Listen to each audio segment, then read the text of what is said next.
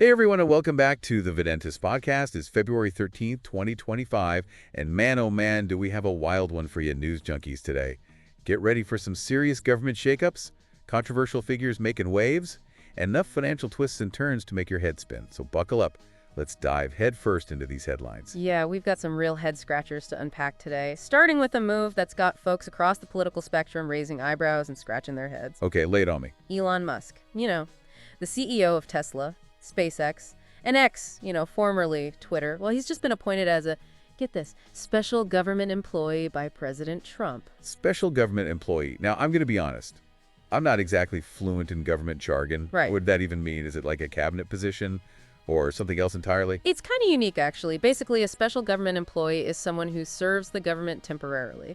And here's the kicker. They're under a different set of ethics rules than your regular federal employees. So a temporary gig with more flexible rules. Got it. But what's Musk actually up to in this role? Well, he's been put in charge of a brand spanking new department. It's called the Department of Government Efficiency, or DOGE for short. Hold up, Doge. Like the meme, is this some kind of elaborate internet prank? Nope, this is 100% real, and get this, their mission is to shrink the size of the federal government. You're kidding me. The world's richest man is now in charge of cutting government spending. I mean, talk about irony. Yeah, it's pretty ironic. And to add to the irony, one of DOGE's first moves was to shut down the U.S. Agency for International Development headquarters, USAID. Wow, talk about a bold move right out the gate. But I gotta say, this whole situation is setting off my conflict of interest radar. I mean, Musk's companies, especially SpaceX, they hold billions, and I mean billions of dollars in federal contracts. Yeah, that's definitely a point of concern. In fact, Richard W. Painter, who was the chief White House ethics lawyer during the Bush administration, he's publicly expressed worry about the amount of authority Musk's been given and the potential lack of transparency in his actions. That makes sense if Musk is calling the shots on government spending cuts, but his own companies are raking in the dough from those same government contracts. How can we be sure everything is on the up and up? Exactly. This is where things get really messy. We have to consider the potential consequences of Musk wearing two hats like this. Will he actually follow those special ethics rules that apply to his position? Could having access to all that confidential government information give him an unfair advantage in the business world? And what about the other companies that rely on those government contracts? Could Musk's decisions end up unintentionally favoring his own companies, potentially hurting competitors and throwing the whole procurement process out of whack? Those are all valid questions. And to make matters even more complicated, there's another twist to this story. It turns out that while Musk is leading the charge to cut government spending, his own companies are actually receiving a pretty hefty chunk of that government cash. No way. So he's cutting spending while still lining his own pockets. Okay, now I'm really hooked.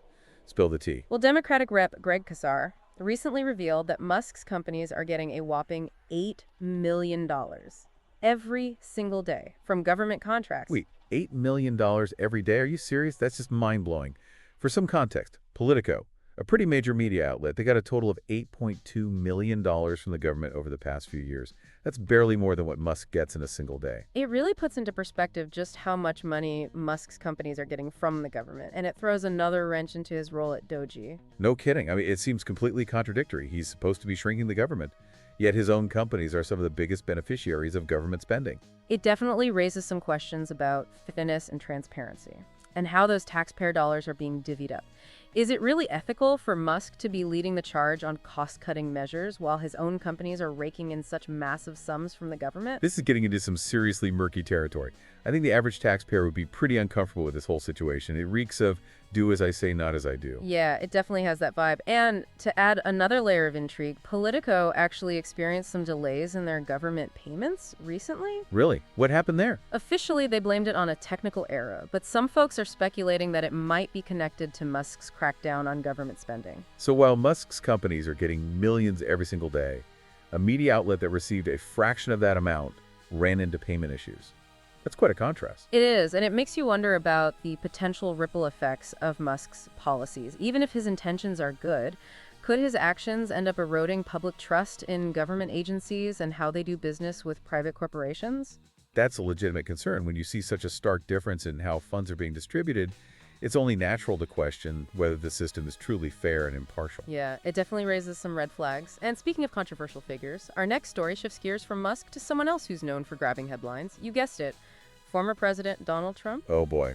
Where do we even begin with this one? Trump and controversy seem to go together like peanut butter and jelly. This story dives into Trump's relationship with the military, a topic that's always been kind of shrouded in mystery and fueled a lot of debate. Right. Because Trump never actually served in the military himself, did he? Nope, he didn't. Back during the Vietnam War, he got 5 draft deferments, including one for bone spurs. Bone spurs, that rings a bell. Didn't some people question whether that deferment was legit? Oh yeah, there were definitely questions raised. In fact, his former lawyer, Michael Cohen, actually testified that Trump made up the whole bone spurs thing to avoid serving. So there's definitely some uncertainty surrounding his reasons for not serving. But it's not just the draft deferments that cause controversy, it's also the things he said about the military, right? Exactly. He's made some pretty divisive comments, like calling American war dead losers and suckers. And he also criticized Senator John McCain, a former prisoner of war, for being captured. Yeah, those comments didn't exactly go over well. A lot of people, including veterans and military families, felt like they were really disrespectful. There was definitely significant backlash, and it brings up a really interesting question. How do we reconcile these controversial statements with the fact that Trump managed to get a huge chunk of the veteran vote in his presidential campaigns? That's a good point. It suggests a more complicated relationship between Trump and the military community than we might think at first glance. Exactly. It's important to remember that opinions within the military community itself are pretty diverse. You've got some veterans who are diehard Trump supporters, and others who are very critical of him. I remember hearing about retired General John Kelly, who was Trump's White House chief of staff. He publicly disagreed with some of Trump's comments about the military. Yeah, Kelly was pretty outspoken in his criticism, and he was also involved in that 2020 investigation by The Atlantic, the one that looked into Trump's alleged disrespectful remarks about the military. That investigation definitely added fuel to the fire. It seemed to confirm what many people had suspected all along, that Trump's views on the military were, let's just say, complicated, and often clashed with the usual respect and admiration people have for those who serve. It's a good reminder that Trump's relationship with the military is a multifaceted issue. There are no easy answers. It's a mix of history, personal experiences, and political calculations. And with the 2024 election on the horizon, it's safe to say this topic will continue to be a hot-button issue. Absolutely. Trump's words and actions, even those from years ago, still have a huge impact on the political landscape. And his relationship with the military, with all its twists and turns, will definitely play a role in how voters see him and his campaign. Man, it feels like we've stumbled into some kind of real-life political thriller with these stories. Who knew government efficiency and military history could be so gripping? Right, it's like a total plot twist. It just goes to show that even with how fast the news moves these days, it's important to slow down, take a breath, and really dig into the issues that shape the world around us. And that's what makes these deep dives so important for our listeners. We're not just skimming the surface. We're going deep, exploring all the little details, the complexities, and the potential consequences of these events. Exactly. And hopefully by doing that, we're helping our listeners become more informed, more engaged citizens.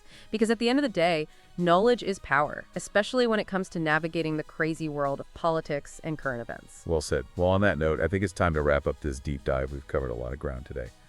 From Elon Musk's controversial role in the government to Donald Trump's complicated relationship with the military. It's been a wild ride through the news cycle, but I hope our listeners walked away with some new insight from something to think about. I'm sure they did. And as always, we encourage everyone to stay curious, stay informed, and keep those critical thinking skills sharp. The world of news never stands still. There's always something new to learn and explore. Absolutely. So until next time, keep those news feeds coming and those minds engaged. We'll be back soon with another deep dive into the stories that are shaping our world. Thanks for joining us on the Videntis podcast, everyone. And remember, stay informed, stay curious, and most importantly, stay engaged. T2CO.